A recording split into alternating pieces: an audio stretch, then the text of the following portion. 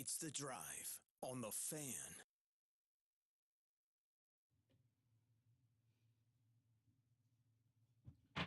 Lot. Were you on? Yeah. I can't hear. Oh, there it is. Okay, there it is. I'm sorry. I couldn't hear it for a second. But we are live from the Finlay Hyundai Studios. It's a Monday edition of The Drive. And it's Tara, it's Paul. No Devin this week, as he's enjoying himself in Mexico. And we're here to fill the holes and get the job done in his absence. So it's going to be a fun week. We got a big show planned today. We got the Penthouse Doghouse, which we're going to get into shortly. We both went to the Utah Mammoth game versus the Tampa Bay Lightning yesterday. We got fantasy studs and duds, start bench cut, a little college football roundtable recap of Utah Tech's triumphant win this weekend in overtime over North Alabama, which I was on hand for. I'm going to give you a recap of that game, as it was a scene at Greater Zion Stadium, to say the least. But man, I think there's no better way to start the show today than to get into what we call the Doghouse Penthouse, and going to be a fun edition today. I think we got something special planned here.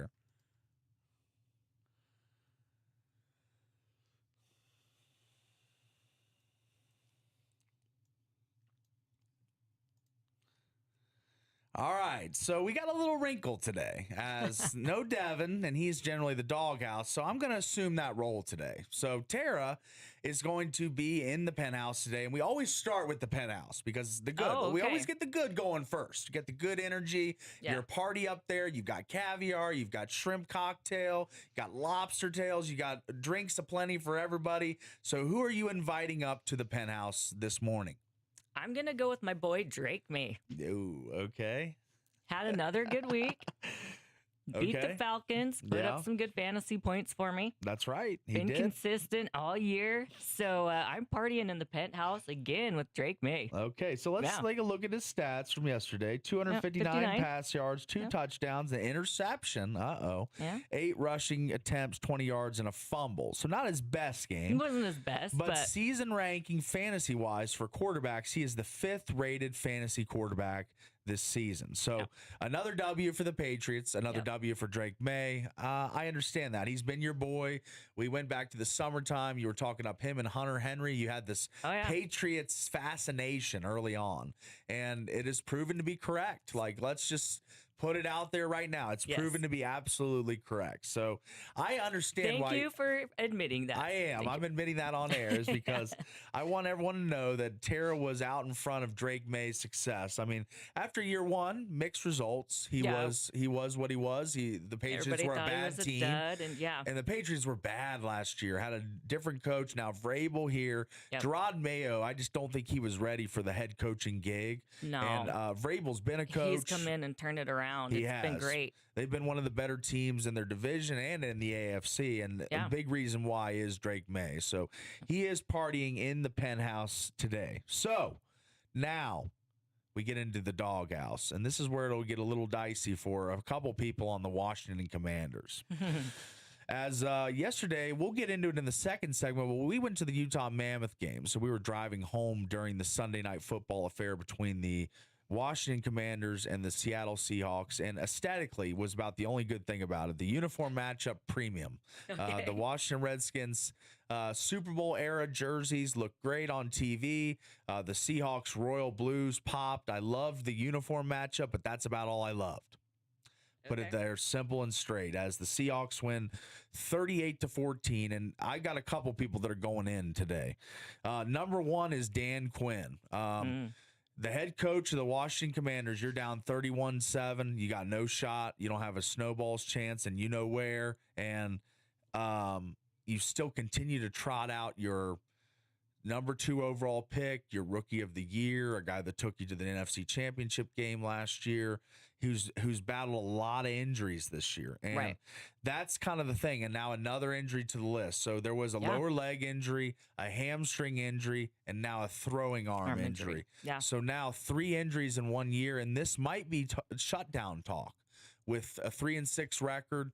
Depending on the severity of the injury for Daniels, this could be like a shut him down for the rest of the year type thing. With the Commanders out of playoff contention, his health in massive disarray, I just think that this is a lost season, and I never thought I would say that after they re-signed Terry McLaurin, their number one receiver in the offseason. The holdout ended.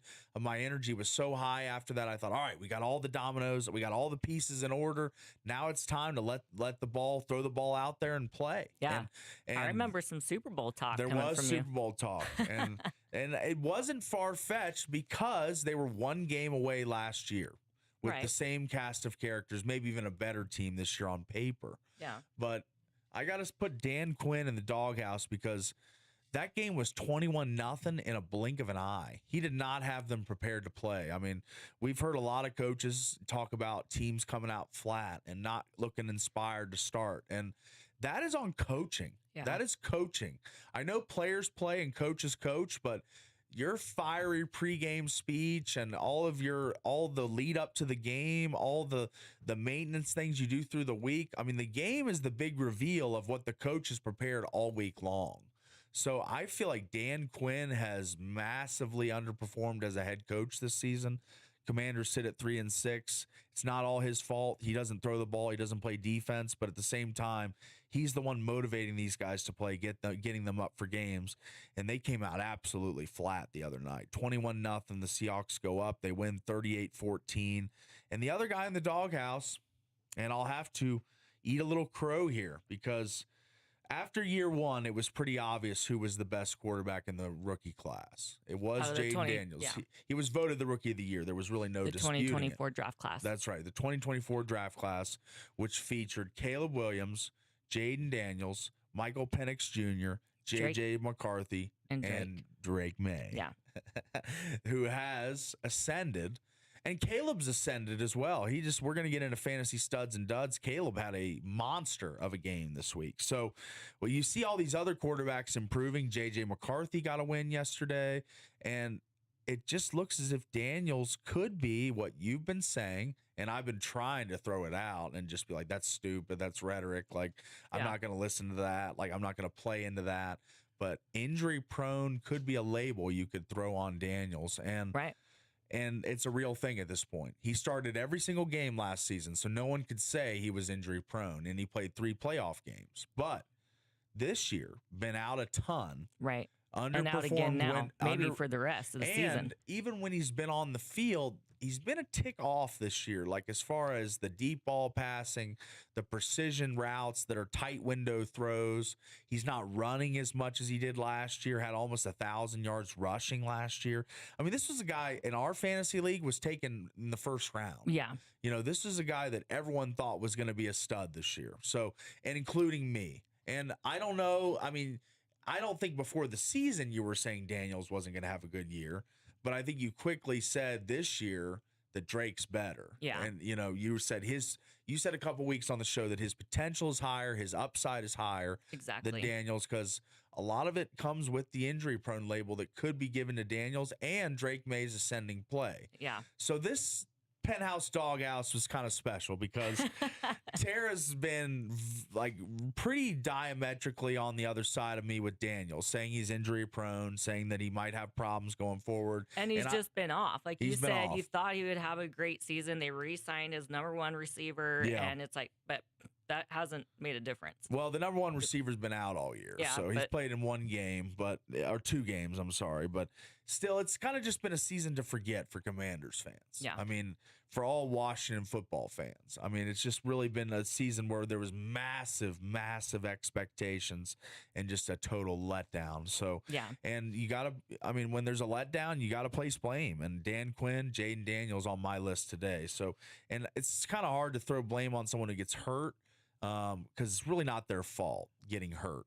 Injuries are very erratic. They're hard to predict. But some guys are a little more prone to injury than others. And Daniels is a small guy. I've always said about Michael Vick, Lamar Jackson, some of these other running quarterbacks, even Russell Wilson, when he was running a little more, he was thicker. Like they're thicker built guys, bigger in the legs, the torso. They can withstand a few more hits.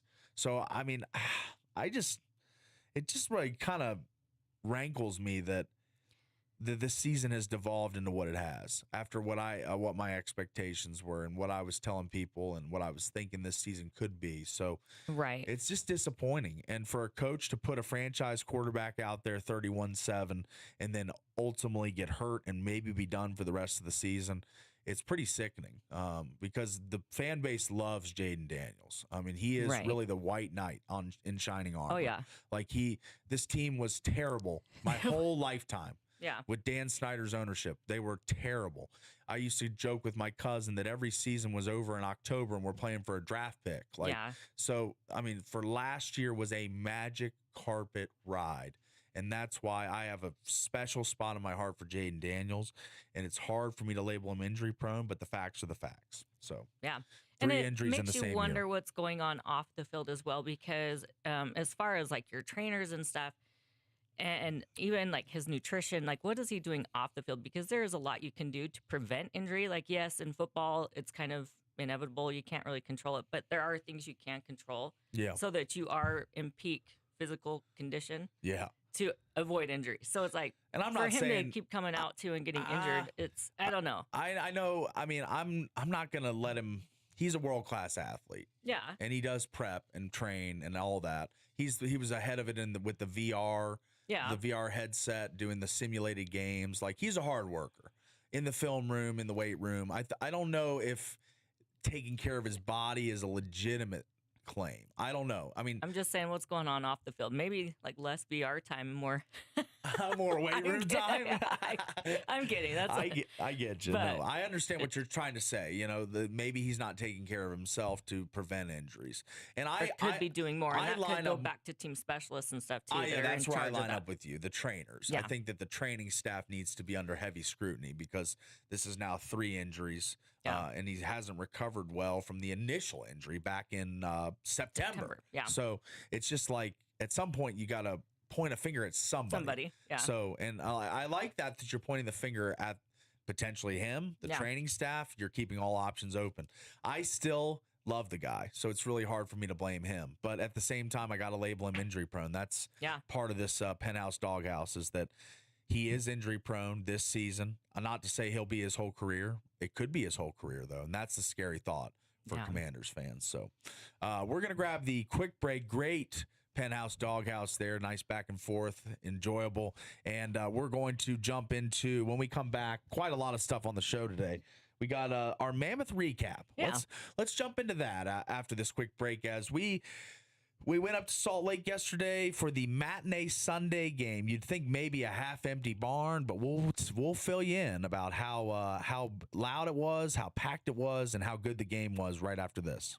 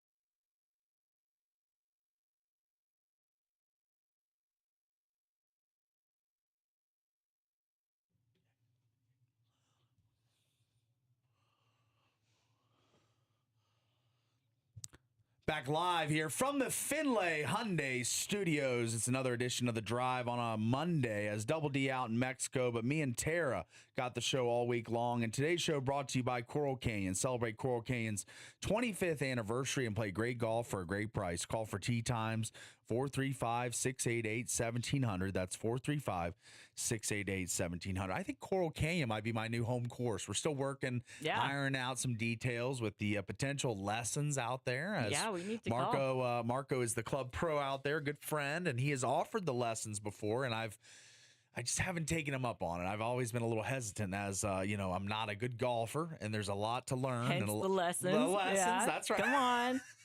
That's what lessons are for. You don't really need lessons if you're a good golfer. Thanks for adding that up for me.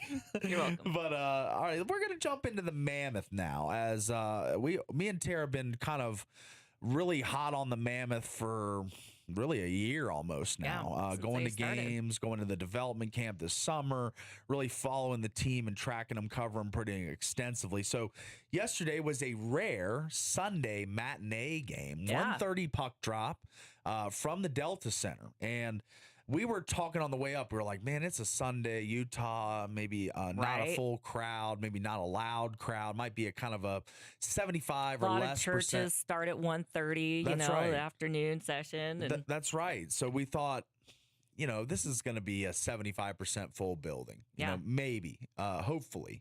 And then we get there and we're there early. So we're there maybe an hour and 45 minutes before the game. So there's really no gauge until close to puck drop because the concourses are full at every stadium, every sporting event. Like you really don't see a true representation of the crowd till like 6-7 minutes into the third period. First period. Before puck drop. That's when you can see everyone actually in their seats. But the pregame intros, the puck drop, the national anthem, sometimes the stadium's not quite full yet. So I was kind of taking a look around and just saying, all right, it looks like it's going to be about 75% full. And then we got close to game time. Yeah. And hordes of people made their way down the steps into their seats. And I was like, whoa, this is a lot more people than I expected on a Sunday in Utah. Yeah, it was packed. For a team that's been there for now its second year. Yeah. I mean, the community, the culture that is being built with the Utah Mammoth and, long story short, they lost this game yesterday. But as far as like just the community involvement, what they're trying to build. They've got a new hand signal. And it was featured prominently throughout the game. Every time the crowd was, panned out on, you had like at least 3-4 people doing the tuss up thing. And so it was awesome. I mean, realistically, the fans really proved me wrong. I thought it was going to be like a not half empty, but like I said, about 3/4 full, but it was more there was very few empty seats. I would say it was 95% full. I would there too. was probably like 5%, maybe in the uppers, some empty seats here and there. Yeah. But not anything to be like, wow, that's a big patch of open seats. Right. Like there was really none of that. There was a few here, few there in the upper level, but really not much as far as empty seats go. But let's jump into the game. As the game featured a team that had won 4 straight in the Tampa Bay Lightning. They were coming in hot, had been playing well, and it's a team that's got a lot of stars. When you look at the Lightning and the coaches, the players in the post game, they almost every single one of them said, "Hey, this is a really, really, really good team." And they are, yeah. And they are. I mean, this is a team that's got a lot of the players that have won cups. Some stars, of course, Nikita Kucherov, Braden Point, Anthony Cirelli, Andre Vasilevsky, who didn't play yesterday, Victor Hedman still on the team, Ryan McDonough. Like these are some big names in the NHL world, and they're big dudes. They're big. They're imposing. They are. The size wise. Like it's just when the Mammoth, I made the comment to you, I was like, the Mammoth really shouldn't scrum. Like, so after the puck is stopped and, there's always kind of some back and forth in the NHL games, some pushing and shoving. Yeah. But like whenever you see that, you would see the pushing and shoving happen. Right. And the Tampa Bay Lightning players are normally towering over the Mammoth players. Are. Like it was just and you've never seen the Lightning play before. I've seen them play several times because it's my daughter's favorite team. Yeah. But like you said, Victor Hedman, right? He's a 6'7" dude. So he's a big guy, like just even on the streets. but you put him in pads and on skates. He's huge. And this guy's a big guy. He's imposing. Yeah. And I mean, and the Mammoth, they don't have, I mean, 6'4", I think, is their biggest player. I think Jack McBain. Yeah. He's their biggest guy. Seema's 6'4". He's a big guy. But, I mean, there's not really a 6'7". They've got like 6'5", like Douglas. 6'9". Yeah, Douglas on the Lightning, just guys. The biggest dude on the ice by far. And they were kind of going after it after plays and stuff, like getting into fights and all of that. And what's funny, so back in the day, like old time hockey, right? Yeah. Usually you fought with a guy that was your same size.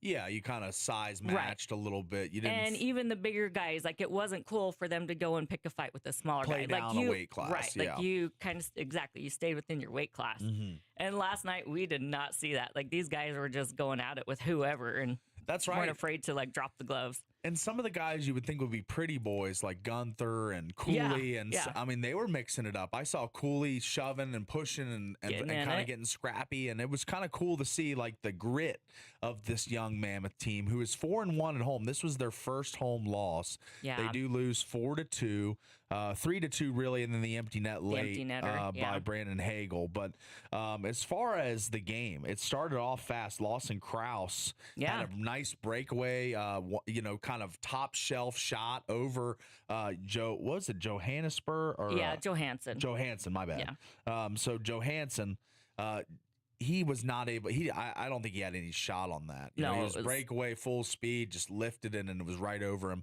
So it was a nice shot. It was a great goal. Mammoth took the early lead. Then Yanni Gourde of the Tampa Bay Lightning scored, followed by Anthony Cirelli. And then we had this goal late, and we got the audio here to give you kind of an impression of how big this crowd pop was. This is probably the loudest moment of the game. This is when Kaylor Yamamoto nailed the goal to make it 2-2 with about 17 minutes in the third. This is when the game really got tight and it really got good. Listen to this crowd pop from yesterday's game at the Delta Center. Was blocked. Cole's got it again across. Yamamoto shoots. He scores. Kyler Yamamoto. He's tied it at 2.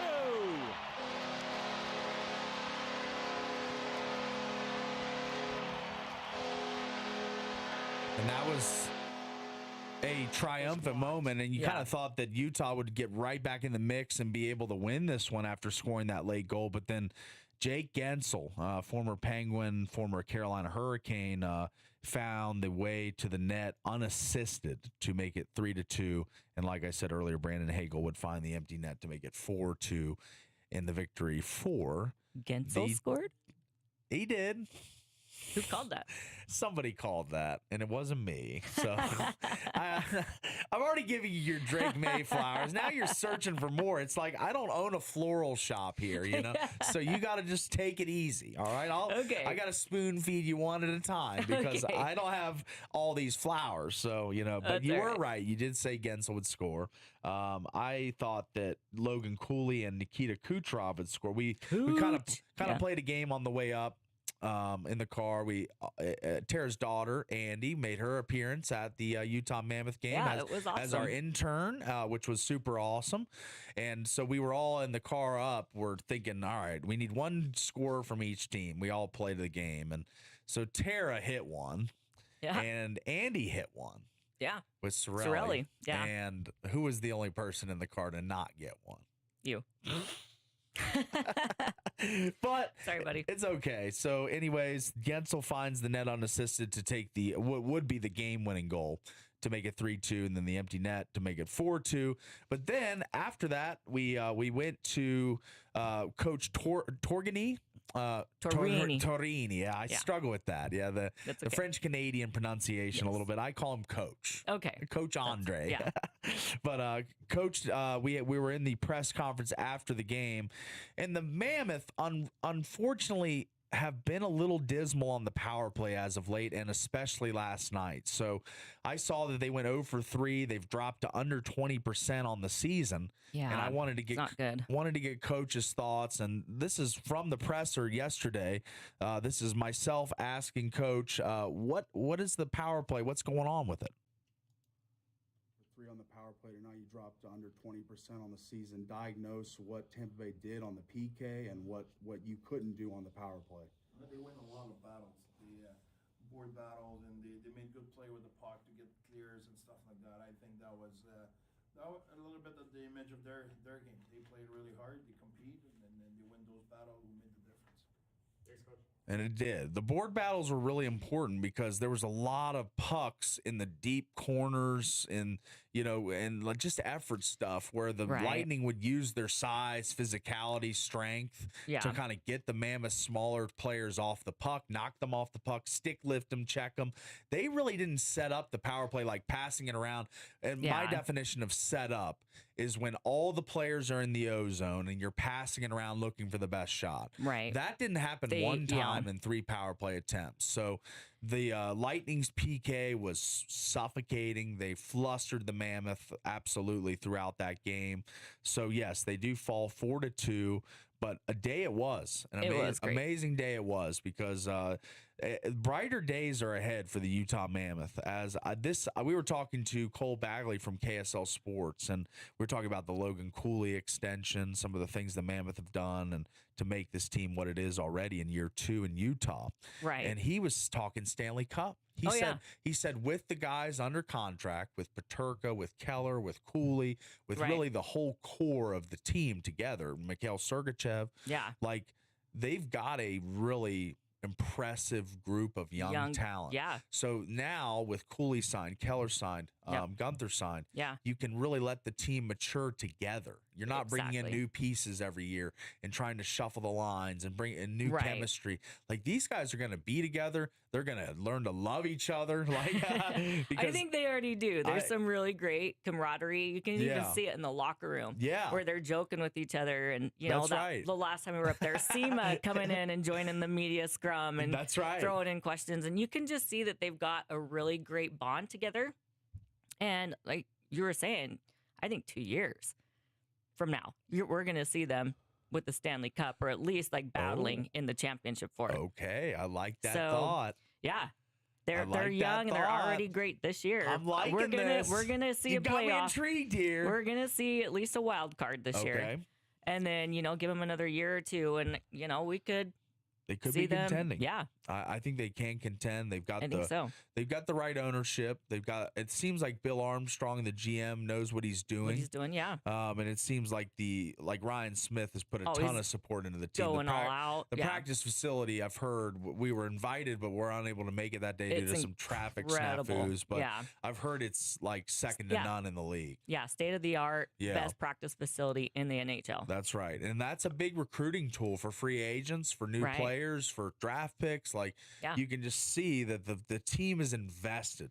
Right. They want to win. They want to build the fan base. They want to make Utah a hockey state, a hockey town. They want to make Salt Lake City a hockey town. Yep. And I think they're well on their way. The new arena, I mean, everything. And you got to give props to Ryan Smith for all that he's doing and putting into this team, because you can tell he really loves it and does want to build hockey in Utah. And it's coming along. It is. So they're getting behind him. It's been super impressive to see their growth from year 1 to year 2, and just the amount of coverage. There's more and more media people. I feel like every game we go to, like it's starting to be more of a thing. Like it's not just a team that didn't make the playoffs last year that no one really thinks is going to be good this year. This team's 8-3. They're off to one of the hottest starts in the league.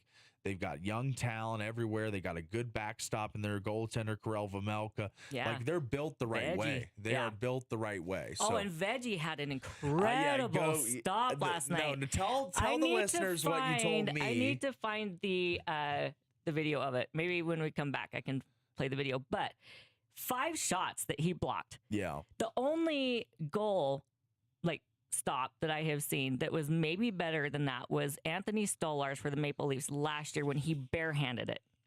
And it was, 5 shots just back, and then he finally barehands it and saved it. That is the only goal. save that I have ever seen that might be better than Veggie's last night. Wow, that's pretty So, lofty, and you've been watching for a long time. A long time, yeah. So, I mean, it was that one sequence where they were just peppering him from like 3 feet away from the net. I mean, and then we counted it. It was 5 times. You know, you had Sergachev like hand pass it back to him, kind of bump it back to Vamelka, and that was on his back at that point. A snow angel, exactly, yeah. So it was quite the sequence. So yes, Mammoth, of course, do lose 4-2, but still 8-4 on the season, 4-1 at home. And what a day it was!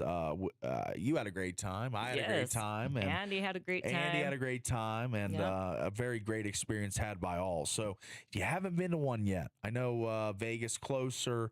If you're a Knights fan, this probably falls on deaf ears. But if you're new to hockey or you're a Mammoth fan that hasn't been to a game yet, it's time. Yeah, it's really time. The renovations are done. The sight lines are great for this year.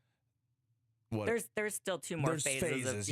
But the sight lines have improved. It's not done. I understand the renovations are not complete. Right. But they do have the preliminary phases completed. Good. Yeah. It looks great. I mean, the little steeper as far as the walking down the aisles and up and down the stairs, but makes for a better experience for all as far as the viewers. Yep. Yeah. So, like I said, kind of a PSA to everybody out there. If you haven't been to a game, give it a shot. If you're new to the sport, you don't understand hockey, you're trying to watch and learn as you go.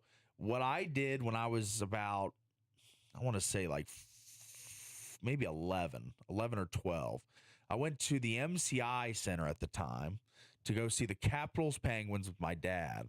And I was like, I'm not really a hockey fan, Dad. Like, this really isn't for me. I'm more of a basketball guy. Yeah. And he's like, it's all right. One of my clients, you got free tickets. Like, I just wanted to go with somebody. If you don't want to go, then you don't have to. I'm like, I don't want you to go alone. Let me go. I'm like, all right. And he's like, okay, let's go. And so we went to the Caps game, Caps Penguins. It was, I was 11. So this is like 2000 and like 6 or 7, maybe. Okay. Like not too, maybe 2000. Yeah, it was somewhere in there. It was the early 2000s. But, I go to the game and we have seats that are probably 7-8 rows off the ice, really good seats. And I don't understand anything. We're down low. I'd rather be up high for my first game. Everything's happening so fast. I'm just like, I can't understand this, but I love it. Right. It's physical. It's fast. It's nonstop action. Like there's no breaks. There's no break in between play and huddle up and go through the play and then go to the line and snap it and then go. It's just all go all the time. Yep. And fights and physicality. I still remember there was a fight at that game. John Erskine, who was a longtime Cap, was a big goon, kind of their enforcer type, got in a big fight with Matt Cook of the Penguins. So it was fun. Yeah. I mean, I just really fell in love with the sport when I got my first live game. And that's kind of my PSA is if you haven't been to a live game, it will completely change your outlook on hockey. It is the biggest jump. I've said this before on podcasts, on live shows, on this station, that the biggest jump in sports from TV to live is in hockey. Yeah. It is. It does make a big difference. Huge difference. And I'm not saying TV hockey sucks, but I'm just saying live hockey is it. Right. It's the real deal. So yeah, for sure. Make your way up there. Delta Center all season long, 82 games scheduled. They're going to be playing all year, pretty much till, playoffs, hopefully till June. They're going to be playing all year till playoffs. I hope that they play until June at least. That would be a magical run. So should be fun to track the Utah Mammoth all season long, as we were up there yesterday at the Delta Center to see their 4-2 loss to the Tampa Bay Lightning, but still a great day and a great crowd. I can't emphasize that enough. All right, we're going to take a quick break. Be back with some start, bench, cut. Really fun game to decide the supremacy of the 3 players or teams or things listed. And we're going to get into it right after this quick break.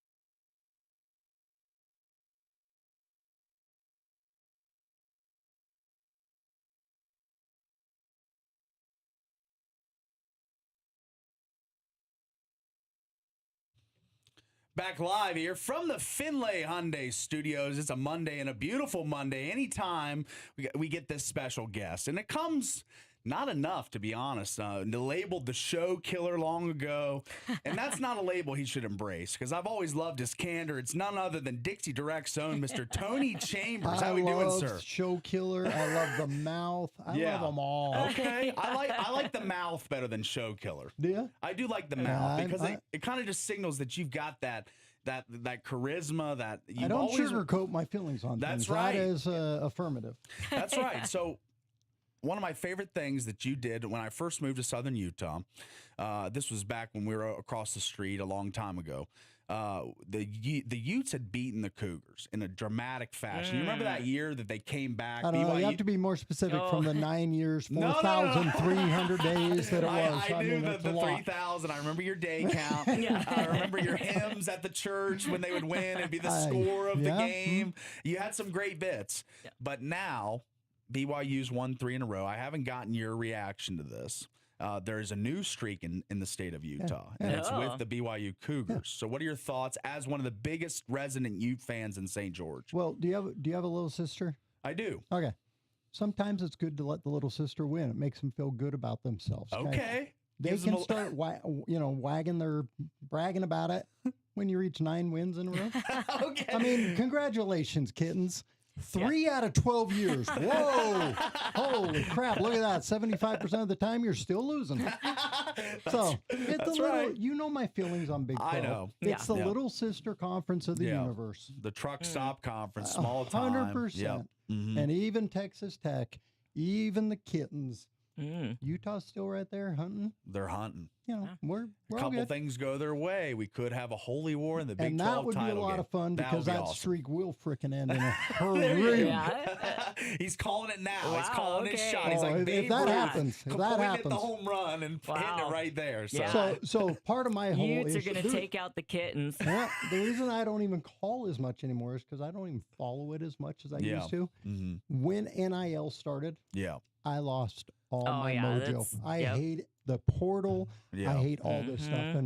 And honestly, I mean, that's probably why the kittens have won 3 years in a row. So they got a little more bigger pockets. And, they got some deep pockets out there. But it's all good. It's all good. So all good. And another good thing is right here. The Dixie Direct book is out. And Tony, tell us about the book this year. Any new stuff we should know about? Obviously, some new stuff every year. Well, there's always new stuff. I mean, and if you're listening and you're a golfer and you don't have a Dixie Direct card or the new app, because we do have a new app we're going to talk about. Okay. You don't even need a book and card anymore if you don't want to. Oh, wow. You know, Nice. How many times you been out with Trevor and be like, hey, where's your Dixie Direct card? Oh, I thought I gave it to you. Right. Oh, I didn't bring the book. Well, guess what? I left my wallet in the car. Exactly. You know, it's not all in my on your bag. phone. You can redeem all the offers, all the free things, everything that's in the book and card. And yes, if you're old school, the OG book, we still have it. You can still cut your coupons. But still use a hard copy. The app you can download right this second if you want to, after you're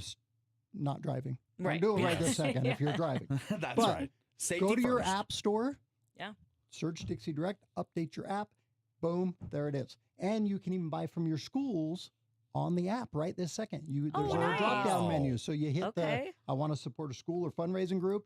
There's a little menu board that comes down. Choose. Perfect. I'm going to use the same thing I used it on the other station. Yeah. Bloomington Elementary. Okay. My son's name's Brent.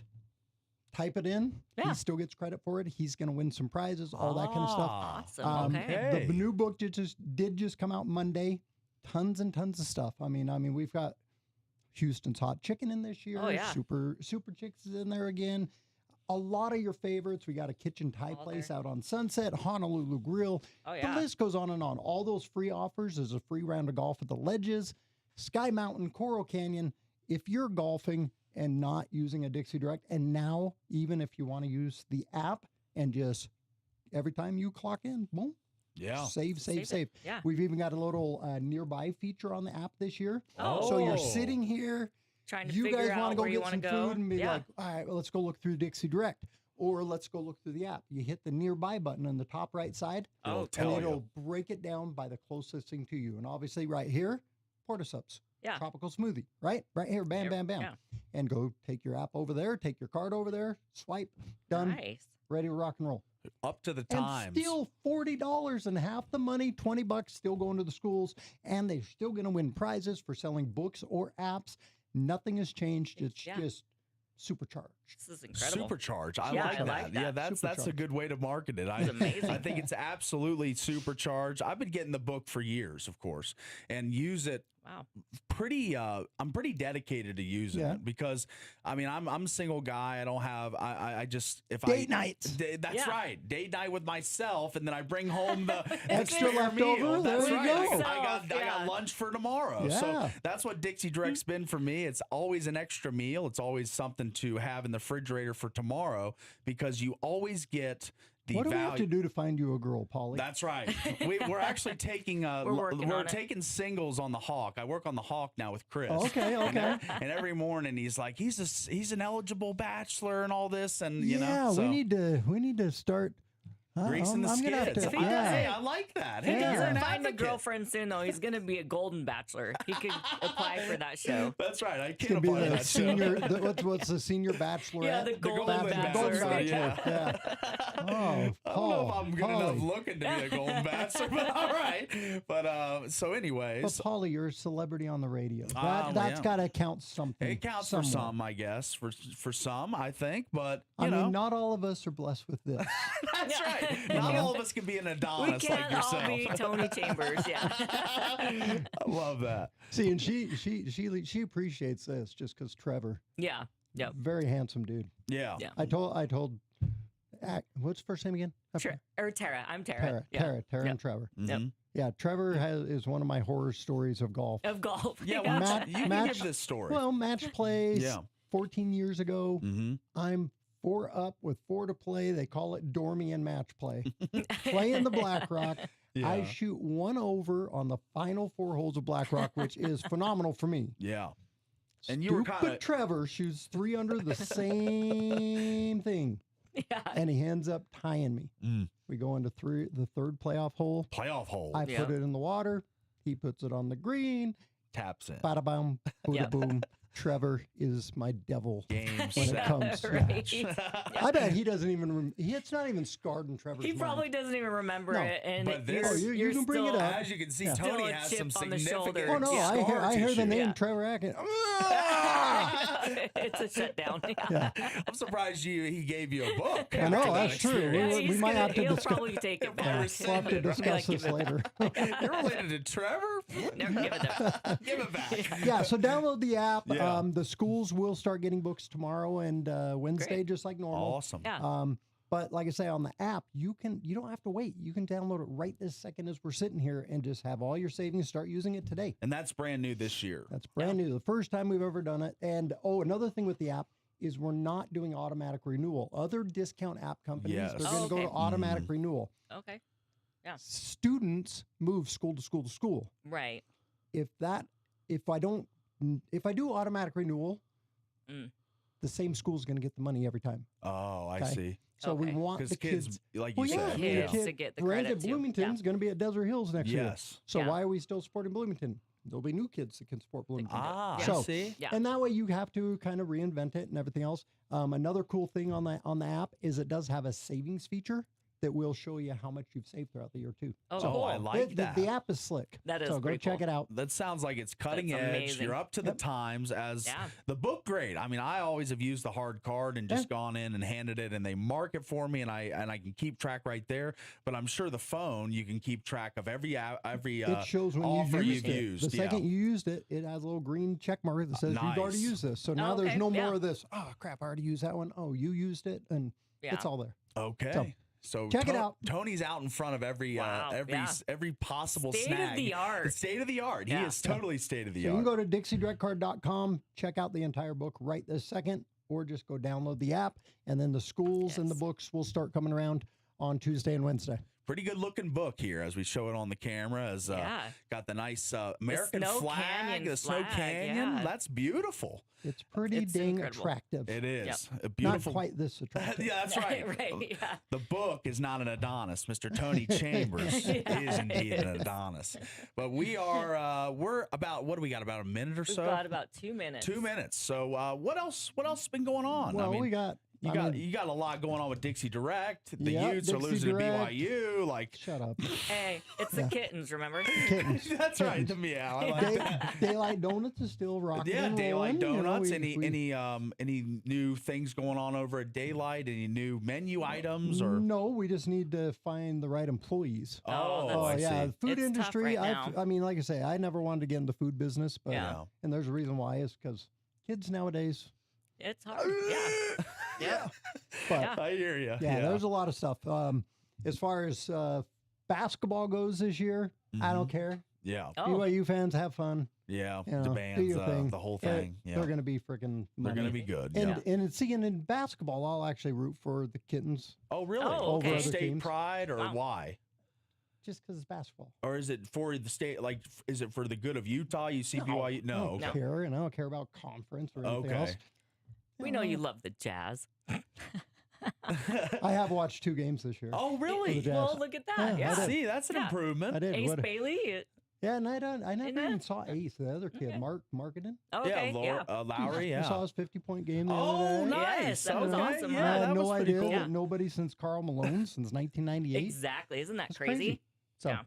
All right. Well, that's Mr. Tony Chambers, who has made it pretty known. He's a good-looking guy, and he's also got the newest edition of the Dixie Direct out. So we are going to wrap up the first hour here, as today's show is brought to you by Coral Canyon Golf Course, celebrating 25 years at Coral Canyon. We're going to grab the quick break, be back with the second hour of the drive right after this.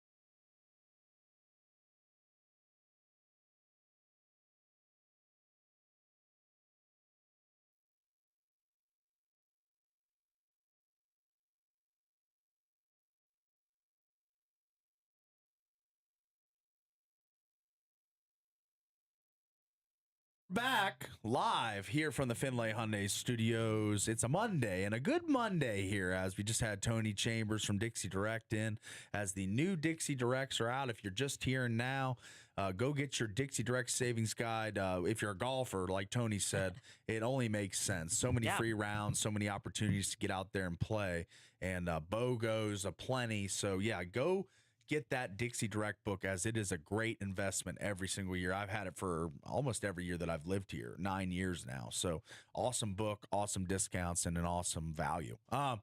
But yes, let's jump into the World Series here, as we haven't talked what was probably one of the best Game 7s in baseball that I've seen in a long, long time.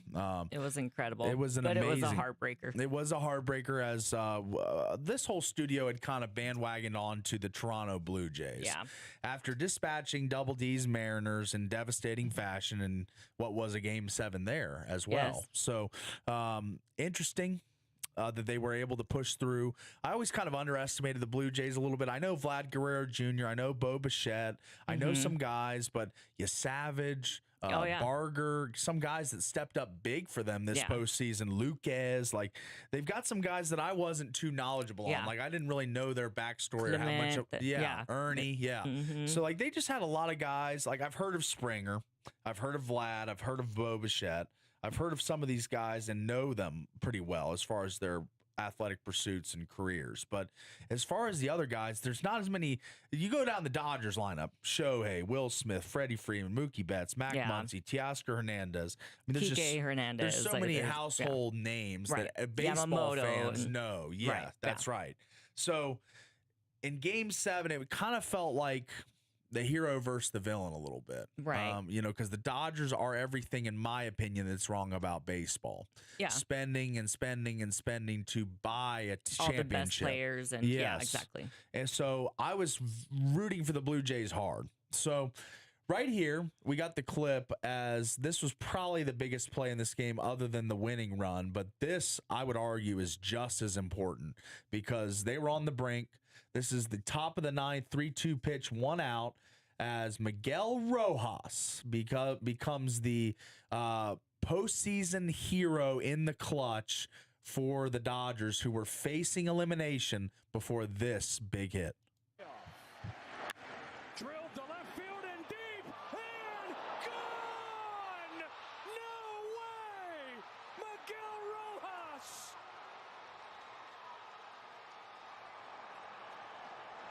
And I love how he just lets it breathe. Yeah. Doesn't say a word, just lets it breathe. Dave Roberts played his gut. The guy hadn't had a hit in a month. Yeah. First home run in the postseason. Game 7, he's hit a tying home run. And that was that's what really sent it to extras, and ultimately the Dodgers would prevail in 11 innings over the Toronto Blue Jays in Toronto. Ooh, man. Yeah. And I got to say, I mean, I will give myself flowers here, as before the playoffs started. Of course you will, yeah. Before the playoffs started, we all made picks. And there was one person that somehow was right in all this. And it wasn't you. It wasn't the double. It was none other than Prediction P, who guessed the Los Angeles Dodgers to win this year's World Series. And normally in my picks, I want them to win. I don't know that you deserve flowers. You picked the team that buys, like you just said, buys all the best players. That's right. They weren't the betting odd favorite. That was the team you picked, the Philadelphia Phillies. So they were a little bit of an underdog in this playoffs. They weren't a top seed. They had to play in the first round. Like, I don't know. It was a different Dodgers team, but they materialized late, played their best baseball in October. Like, what do you have to dispute about that? And there's a look on your face, as the viewers on YouTube can see, as she's because you picked the team that buys all the best players. And then why didn't you pick them? They have like a $2 billion payroll. Why didn't you pick them? And I didn't actually pick the Phillies. Who'd you pick? Well, I picked the Phillies if the Padres didn't make it. Oh, that's right. Okay. You'd had that contingency if the Padres lost. That's right. And then if the Phillies lost, then I wanted the Mariners. So basically every team you like is just going down in smoke. Yeah, or up in smoke, I should say. Yeah. But it's okay. I mean, I don't really... just because I picked the World Series or whatever winner, it's not a hard pick in my mind. When I saw the board, I was like, this is the most talented team. Yeah. Like sometimes there's hotter teams. The Mariners were a hot team. They were a hot team. They were a super hot team down the stretch and into the playoffs. But at the end of the day, the Dodgers have the best players on paper. Yeah. And if they're able to perform, they're the best team. So that's kind of the mentality I took when making my pick, is that the Dodgers have the most firepower offensively. I read a tweet that when they trotted out Yamamoto and Shohei in those back-to-back innings, they were putting like $1.2 billion worth of arms on the mound. Oh yeah. So like it's just like just between those two. So right. it's like, how much more can the Dodgers, and I think it might have been Blake Snell in there too, those three. Maybe the 3 was the 1.2 billion. But yeah, it's crazy to think that there's an uncapped salary in baseball, and that's what's going to produce. Mm-hmm. That's what's going to produce. It's going to produce this, I should say.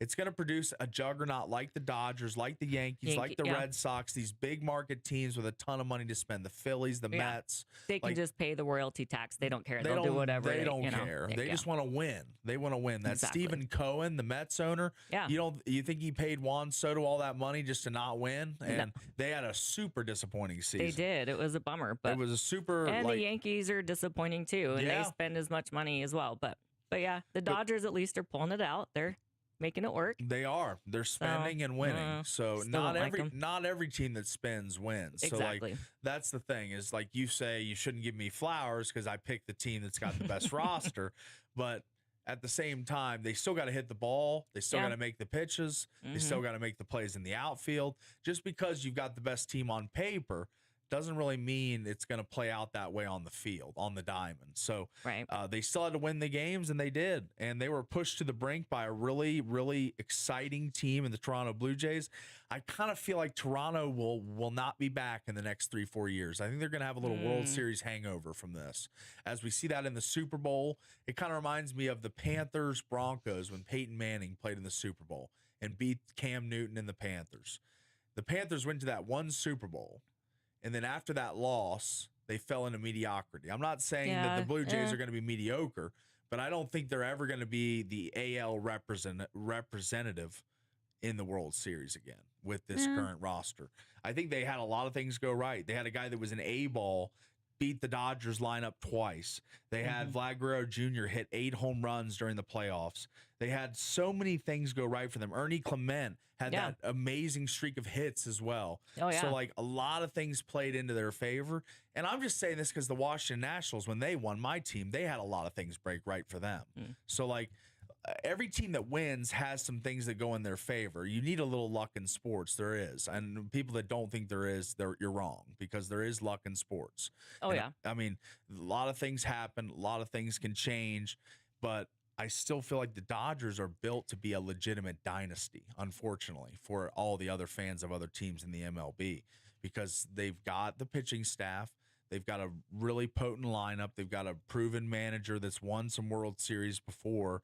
They have all the ingredients and a blank checkbook from ownership. So, you know, it makes it for a very uneven playing field in baseball. And I don't mean to rain on the World Series, and we just had an epic World Series. It was a great World Series. The collective bargaining agreement is coming up in baseball. I'm predicting a lockout. I think there will be a lockout. A friend of mine that's really plugged in with baseball, he said that the salary disparity between the top guys and the middle of the road to the lower rung guys is really, it's just way out of whack. You know, like we see $500 million, $600 million contracts, and then we see utility guys making not much. So it's just like, I think there needs to be a salary cap in baseball. That'd be my suggestion for baseball. I think every other sport has gone that route. Right. You can still have the luxury tax like the NBA does if you want to spend more. Yeah. There's a level you can spend. You can't just be uncapped and give Shohei Ohtani $600 million and defer all of it. Yeah. Like I just $700 million. That's $700 million. That's right. And defer 98 or whatever, 90% of the 50%, whatever the percentage of the contract was.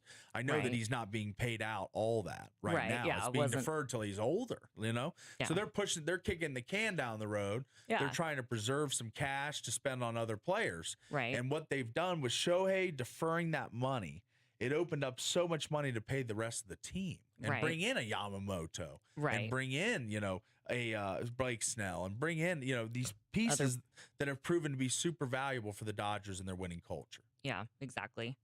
And like I said, they're on the hook for $2 billion through what? It was like 2040 or something like that. I can't remember now. But yeah, so it's an insane amount of money that they're deferring, but they spent almost $2 billion in the offseason to bring in all of these players. They want to win. And like I've argued it with the NIL.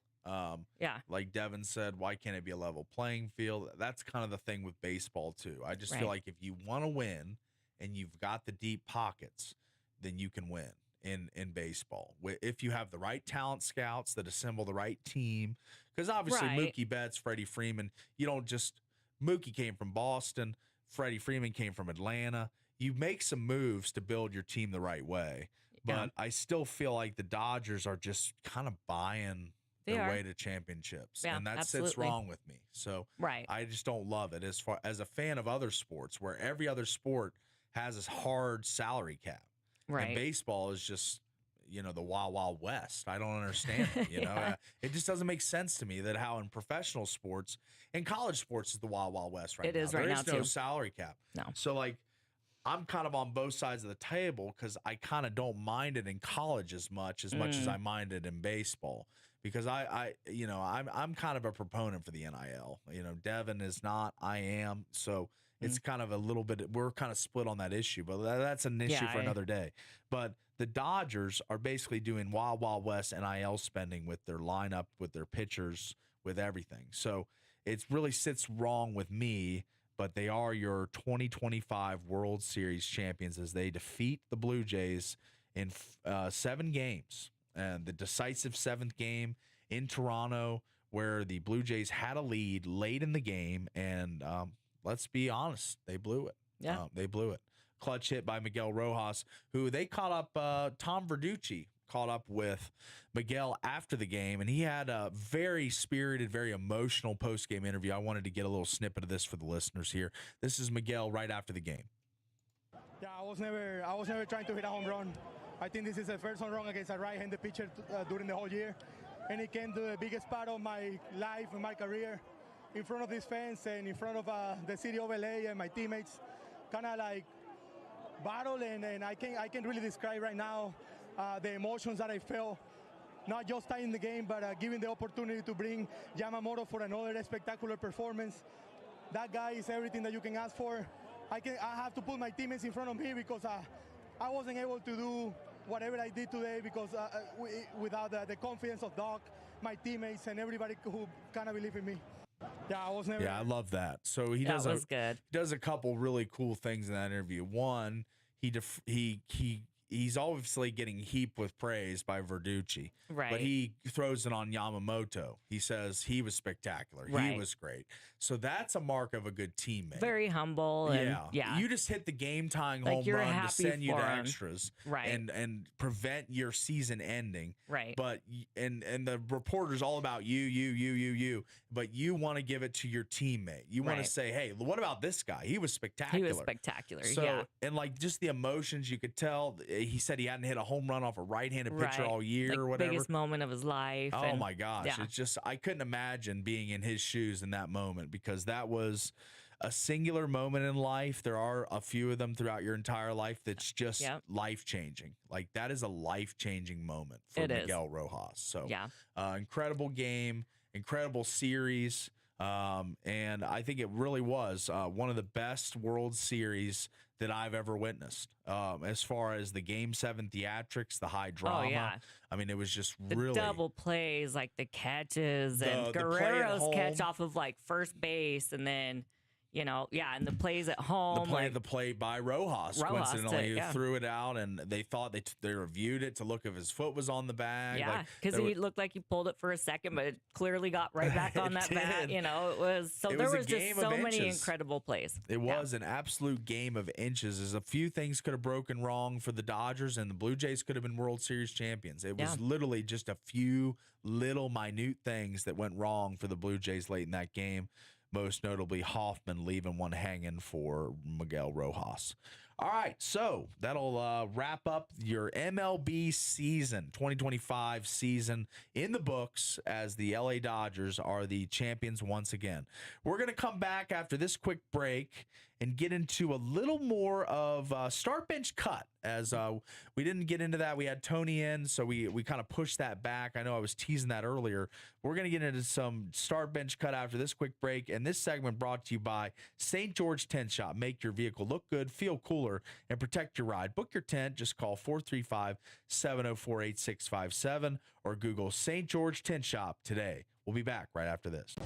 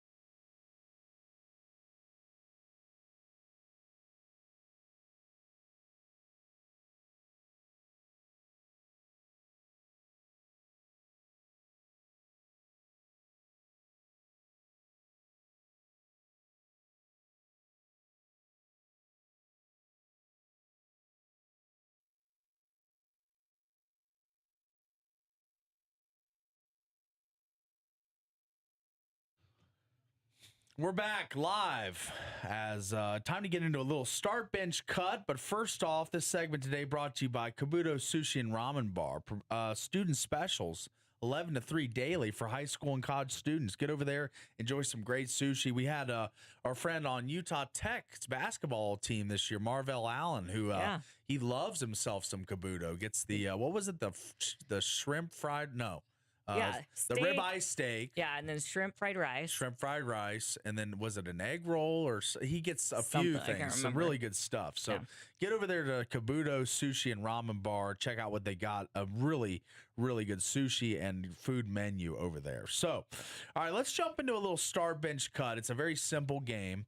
So you pick of the 3 options. You start one, you bench one, and you cut one, just like a game. It's this is gonna be tough. It's gonna be fun. So let's enjoy this. Here we go. All right, you've got them, and let's go. Okay, so start, bench, cut. We're gonna start in hockey. Okay. The Young Guns. Wow. Logan Cooley. Okay. Max Celebrini. Like Celebrini. Or Connor Bedard. All right. So for me, I'm not as high on Bedard as others. He was kind of billed as the next like McDavid, and, all that stuff, and he really hasn't been that yet. I don't know if he will be that, but as far as what he's done thus far, he's been a decent point producer. But I still think that Max Celebrini and Logan Cooley are both better this year and both producing more. Cooley's got 8 goals, Max got 7. Yeah, you got to go down the list quite a ways to find. Yeah, I don't even think he's in the top 10. So Bedard, I don't know. I can't put a finger on him. I'm gonna cut Bedard. Okay. Agreed. Let's stick with the local guy that just signed the 8-year deal. I'm gonna start Logan Cooley. Okay. And I'm going to bench Max Celebrini. So that'll be my 3. So start Okay. Cooley, bench Celebrini, cut Bedard, and Bedard thought of as this next level, just generational prospect, and until he becomes that, I'll cut him. Right. I agree. I would cut Bedard. Okay. However, I am going to bench Cooley. I'm sorry. Okay. So, I mean, his career, he's played 169 games. Yeah. 53 goals. So, Celebrini has played 83 games, 32 goals, and he's already had 7 this season. That's right. Cooley's got 8. 8. So I think Celebrini is going to surpass Cooley. Okay, we're going off last year's stats, though. I thought we weren't. This is career stats. Okay, we're going off of career stats. Well, we were doing career stats with Jaden and Drake, and we didn't. This is a different segment. It's not even the same thing. Okay, there were no parameters on this one. I know. I'm just saying they cross over a little bit, wouldn't you say? Well, because it's different parameters. So I like that. All right. So you like Mac. I do. And I think Mac, obviously, #1 pick overall. So he's got a ton of talent. And the Sharks have kind of been an upstart team this year. Kind of surprising as far as San Jose's been. I mean, they've been the Shark Tank. I mean, the fans there have been disappointed for years. Right. And this year, kind of getting a little something to cheer about. So I like Mac. I would start Mac if it wasn't Cooley. Kind of am biased to Cooley, though. He's my guy. So I got to go Cooley with the 8-year deal. But he didn't score a goal for you last night. He did not. In our game of who's going to score, where you lead 1-0. I lead 2. You lead 2-0. That's right, because you had the one last game too. Yeah. So that's right. She keeps the receipts, folks. All right, let's keep moving on. All right. Start, bench, cut. Bear Bachmeyer, Devin Dampier, or Bryson Barnes. Okay, so it's easy here for the cut. It's Bryson Barnes is the cut. Utah State. He's had some injuries this season. Hasn't played up to his capabilities. I've always kind of undersold the pig farmer. I like him. I think he's a really gritty kid from Milford, Utah. He played some Admiral games for the Utes, now the Aggies. He's been a Beehive State guy for a while now. So I like Bryson Barnes, but I'm going to have to cut him here. Yeah, I'm going to start Bear Bachmeyer. Okay. Yeah. You took my pick. Oh, okay. So you got the same lineup as me? I do, okay. yeah. All right. So, and we're in agreement here. I was not in on the Bear Bachmeyer train early. I was kind of a proponent of Retzlaff. I thought he was a good quarterback for them last year, led them to 11 wins, had a great season. And I just thought, how do you know you're going to get something better when you don't even know what this true freshman is? Like, and everyone's saying Bear's going to be better. I love Bear after the Portland State game. He looks like a centaur, all this stuff. Yeah, like, I loved that comment. That was a good comment. Yeah. But until he started doing it against Iowa State and Utah and some of the bigger games, I wasn't a believer, but now I am. Bear is... Now you're a Bear believer. I'm a Bear believer. Right. I believe in him as he's roaring, saying, "Why didn't you believe in me?" Right.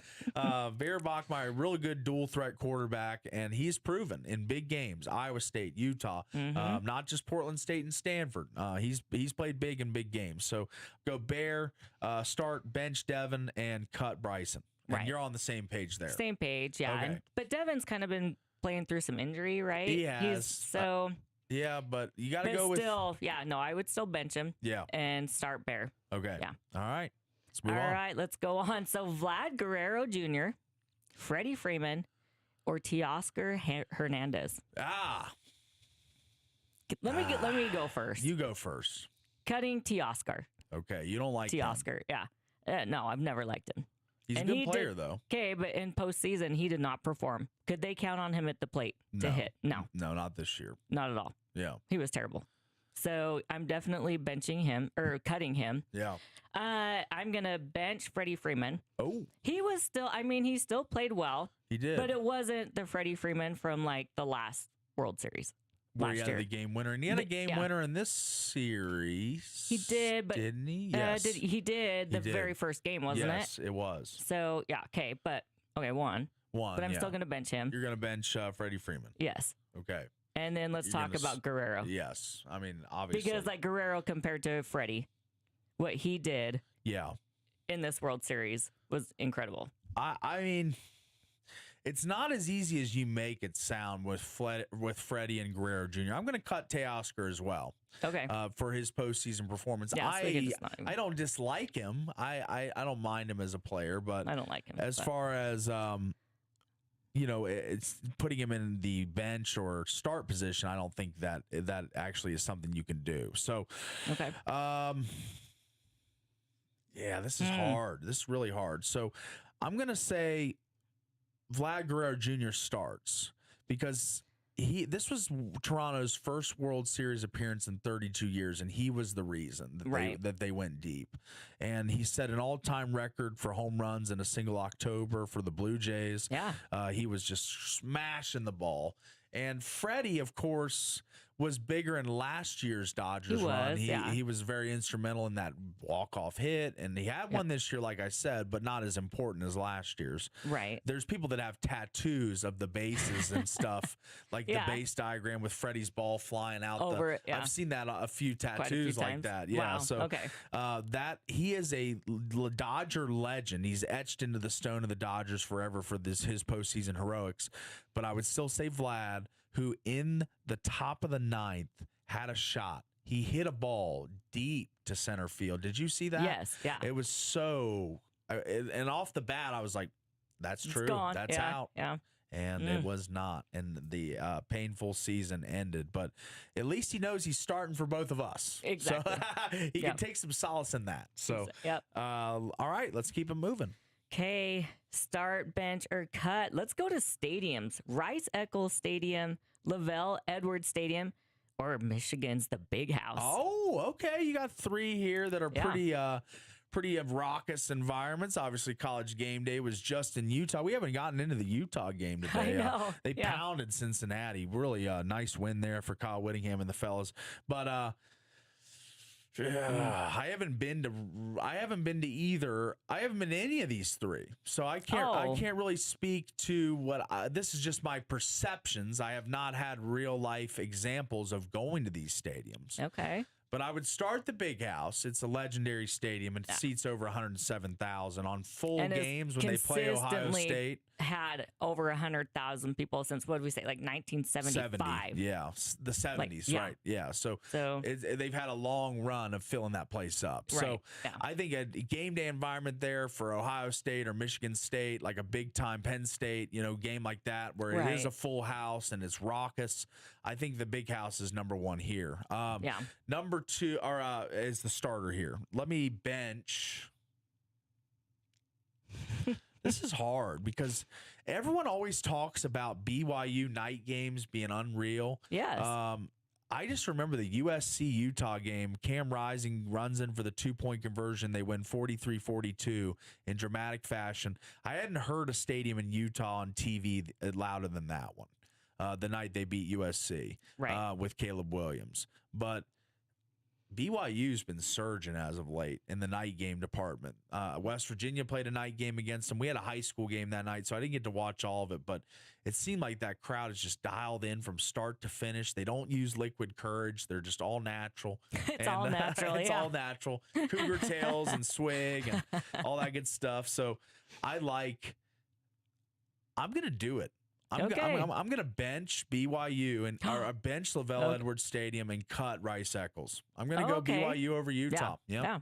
I agree. You do? Go Cougs. Oh, you're on the same page here. I am, yeah. Big house start. Yes, big house. You can't beat that. Yeah. 100,000 plus people. That's right.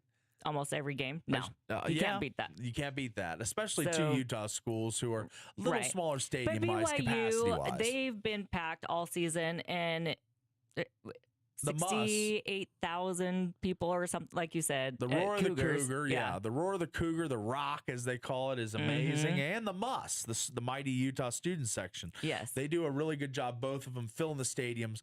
The Cincinnati-Utah game on Saturday night was full, absolutely packed to capacity, as, the fans of this state love football. And they love their Cougars. They love their Utes. They love their Aggies. They love their T-Birds and Trailblazers. And we'll get into the Trailblazers a little later in the show as well. They had a huge, huge overtime victory, which I was on hand for. But let's keep it moving here as we both made our designations known on that one. All right, so back to college football. Well, actually, we do have an NFL thrown in here. So start, bench, or cut, college game day. All right. Big noon kickoff. Oh. And Fox NFL Sunday. Okay. This is pretty simple. Oh, is it? I like Portnoy, what he's brought to Big Noon kickoff, but it still feels second rate to game day. So I'm going to go game day start. I'm going to bench Big Noon kickoff, and I'm going to cut the Fox NFL Sunday, guys. I feel like they really, it's just bits and banter, and it's just not really a lot of content. Like with college game day and Big Noon kickoff, even, you get a lot of numbers and content and stats and interviews. I just feel like it's just kind of those guys up there, Strahan and Howie Long and Terry Bradshaw, and they're just having fun. I get it. Like we are. We're having fun today and having a good show. Yeah. And they're trying to do that too. And you can tell they have fun on air. Okay. But I just don't think the content is the greatest. That's my personal opinion of the Fox NFL. Agree to disagree. Oh, okay. What's your take on this? Give me your lineup. Okay.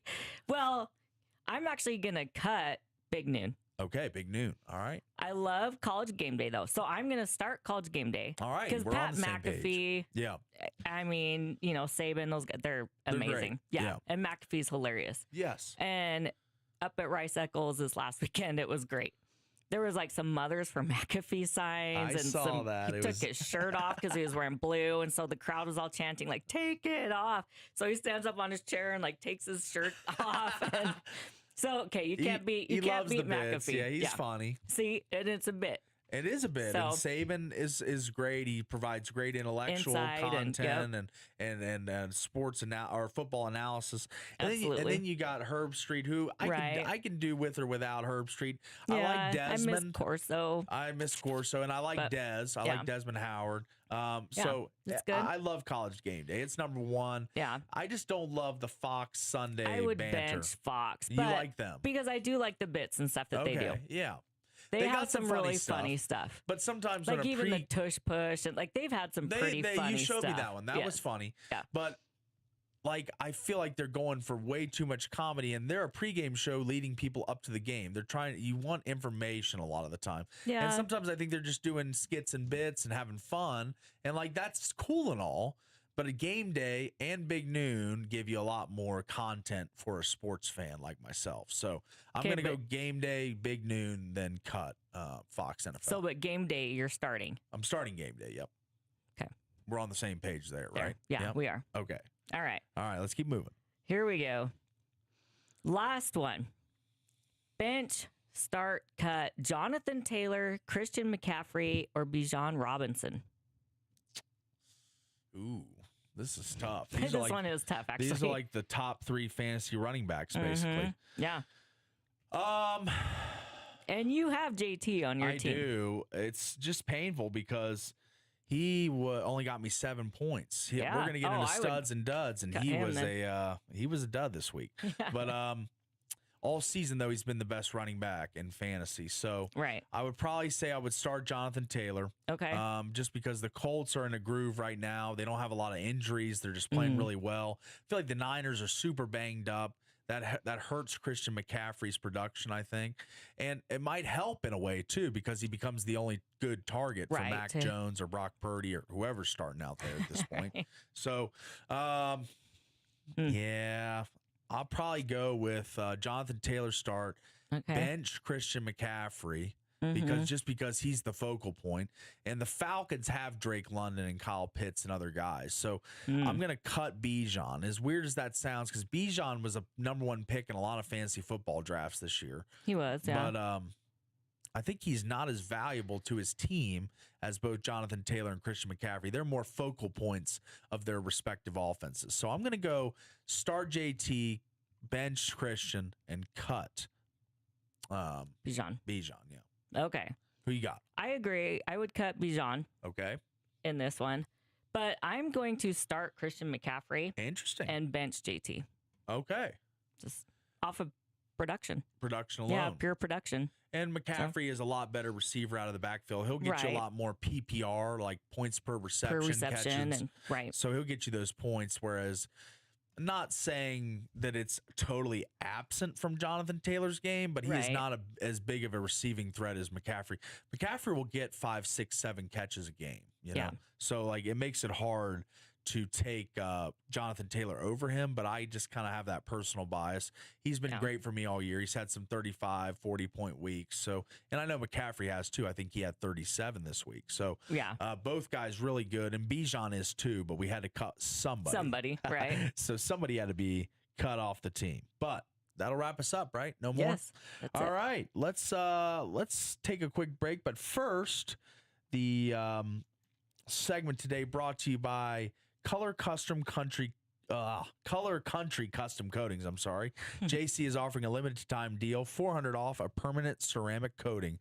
But hurry, this offer won't last. Call JC today at 678-283-8124. Color Country Custom Coatings. Try saying that fast. Right. Protect your vehicle with the ultimate finish at Color Country. Oh, man, I am struggling with that one. That's a tongue twister. 4 C's. It really is tough, but it's great branding, though. Color Country Custom Coatings. We'll be back after this.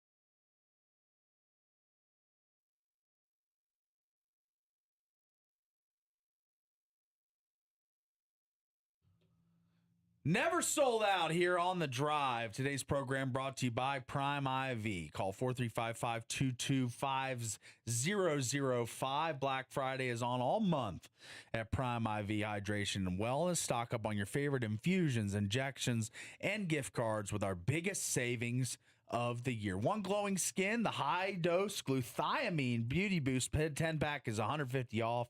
Plus, buy a $150 gift card, get a $50 bonus, or a $250 gift card and get $100 for free. Use for your use or gift to your loved one. It's obviously a great option either way. All right. Been almost a whole show today without talking Utah Tech and SUU football, as both teams were in action this past weekend, and we were on hand at Greater Zion Stadium. I was on the play-by-play duties as Devin, Caden gone this week with different things, and Utah Tech triumphs. And I just want to say that again. Utah Tech triumphs for their first win in the UAC this season to move to two wins overall, 2-7 on the season, 1-4 in the UAC. And man, this game had everything. It had all the swings. It had a blown lead. It had Utah Tech having what looked like a last gas effort on 4th and 15. They find Daniel Thomason for a first down to move the change and ultimately score in overtime. And what happened was North Alabama scored in overtime. Destin Wade, their quarterback, had a great game. Really just powered his way in. He had 100 yards rushing and 3 touchdowns. His last touchdown was in overtime to give them a 6-point advantage. But then they missed the extra point. And we know Mr. Ilya Uvadov is not going to miss. So the Trailblazers, if they get in the end zone, they're winning this game. They know it's over, yeah. So they find their way into the end zone. Asa Chapman does. And this was before. This was a little. We don't have great audio of the touchdown call to win the game, but we do have audio of the first long touchdown run of this game. And this was a fun game to cover. As someone who has done Utah Tech football all season long, this has been a team that's at times has showed a lot of fight, showed a lot of grit, showed a lot of intensity, but finishing games has been an issue for this team all season long. They haven't been able to prevail in the fourth quarter, but this play set up Utah Tech to take a 27-20 lead late in this game. This was a huge play, a long touchdown run. We got the audio here. I would assume. Oh, this would tie the game. I'm sorry. You know, they don't have a down marker on the sideline. Chapman into the secondary, touchdown, Utah Tech.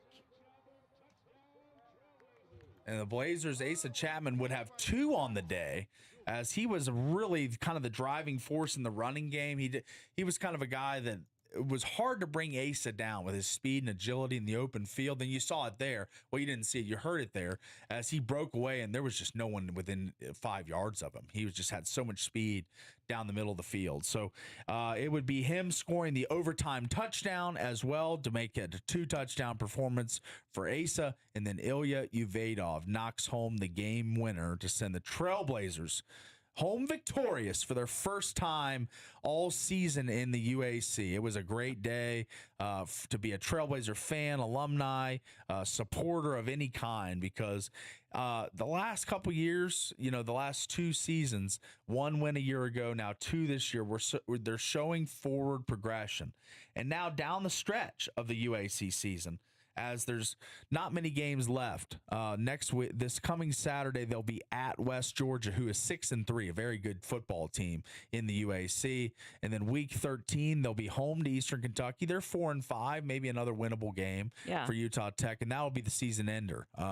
So really just 3 games left. Abilene Christian, this week. Abilene Christian, October 8th. And then you've got West Georgia. I said October. November. We're in November now. We are into November now. We're moving on into November. Yeah. So November 8th will be Abilene Christian. November 15th will be West Georgia. And then November 22nd will be the season finale against Eastern Kentucky from Greater Zion Stadium. Yeah. So still 3 more opportunities to get some wins. And already better than last year. You got Right. the 1 win last year. You got 2 wins this year. Yep. So the forward progression is there. Yes. Coach Anderson's program starting to take effect. They're starting to buy in. Starting to build. They're starting to yes. finish games, like all those things. So great win for Utah Tech. And also, how about SUU?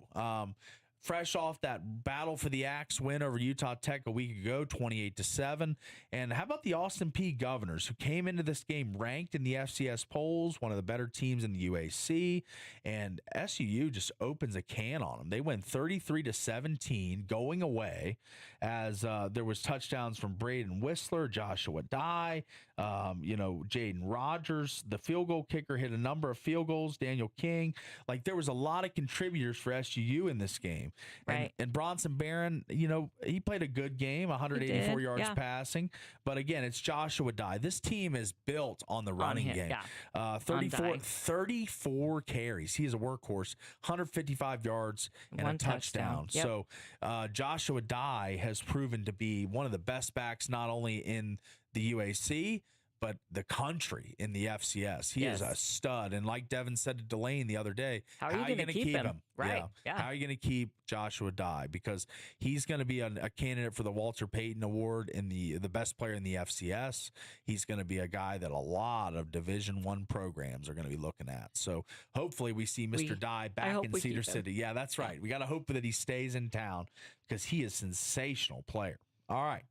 Well, that'll bring us to the end of our local recap in the UAC, as Utah Tech wins 34-33 over North Alabama in overtime at Greater Zion Stadium this past weekend. And SUU, they beat the ranked Austin Peay Governors 33-17. And now they move to 4-5, 3-2 in the UAC on the season. That's your UAC update. We're going to take a quick break. Final break of the show. Be back with the wrap after this.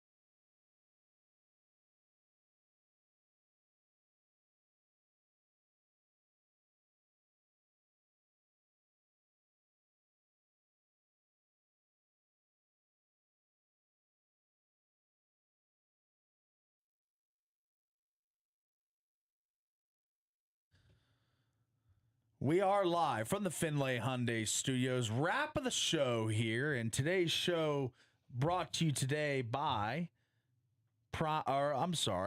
Wilkinson's House of Lighting and Decor, recognized for the 5th year in a row as the best lighting store in Southern Utah. Proud sponsor of Region 9 Athletics. They've been serving the Southern Utah community since 1946. Stop and check out their new lamp room dedicated to lamps from simple to exquisite. Shop where the locals shop. Wilkinson's House of Lighting and Decor. Be sure to submit your Jimmy John's highlights of the week to thefansportsnetwork.com. If we choose your video, you get a $100 gift card to Jimmy John's. That's a lot of sandwiches, Tara. That's a lot of sandwiches. Yeah. So be sure to submit your Jimmy John's highlights of the week. We want all of them. You got a Little League game. You got a high school game. You see something we don't see.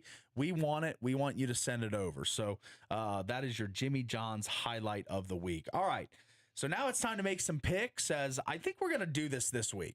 I want to do this right now. I'm spurring this on you, and we don't have much time on the show. But Tara is actually a very good picker of games. Oh, she's actually garnered the nickname Terradamus. her vision and her ability to see things before they happen. On, apparently. Yeah, the fortune telling and her crystal ball. Yeah, so now we want to do a pick 'em against each other. Me versus you. This will be the first one we chart. Me versus you. That's right. Mano y mano. Mano y mano. All right. So you get your first pick on our competition. We're going to call this Prediction Paul versus Terradamus Pickoff. Okay. And it starts today, November, what is today, 3rd? Yes. Yeah. Yep. So, all right, let's start charting these. All right, let's go. So who you got? So tonight, I am taking the Kraken over the Blackhawks. Okay. On the money line, just to win, right? Just to win. Just to win. I'm not. Okay. Yeah. No goal handicap or whatever. No. I am going to go with another hockey game as well. Okay. I'm going to go with the Edmonton Oilers over the St. Louis Blues tonight at 6:30 on ESPN+. I like the Oilers to beat the Blues. They are -140. The Kraken are -150. So very comparable plays. So I like it. We start our pick off today. And we're both 0-0. So let's see how it goes. That's how it goes. Yeah. I want to see how Terradamus might be able to outpick me, but we'll find out. How about the football game tonight? What is your Cowboys and Cards? I'm going to go Cowboys tonight. Okay. I think they've got it. Kyler Murray hurt maybe on my fantasy team that sucks. But all right, that's going to do it for us. Thanks so much for being with us on today's edition of The Drive.